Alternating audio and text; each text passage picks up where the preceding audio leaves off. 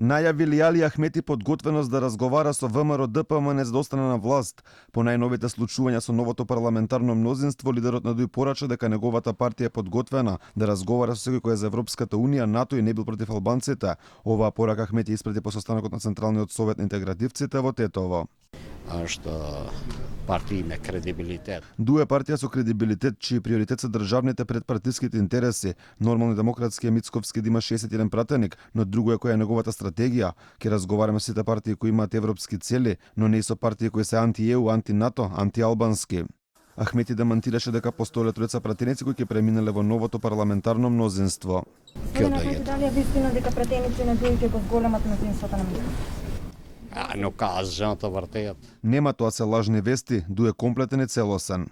Инаку овој состанок во Тетово доаѓа денот како нивни виден член и поранешна директорка на клиничкиот центар Шкодране Дрдишта преку Facebook испрати порака која може да се свати како закана за војна. Ахмети го осуди нејзиниот потек велејќи дека е против каузата на ДУИ.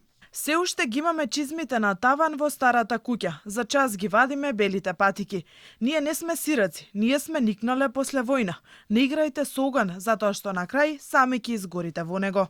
Инаку новата ситуација на македонската политичка сцена го погодува ДУИ дури повеќе од СДСМ. Интегративците се во опасност прв пат по 2008 година да бидат опозиција. Тие со мала пауза од 2 години се на власт од 2002 година, кога прв пат коалицира со владата на СДСМ, тогаш предводена од Бранко Црвенковски.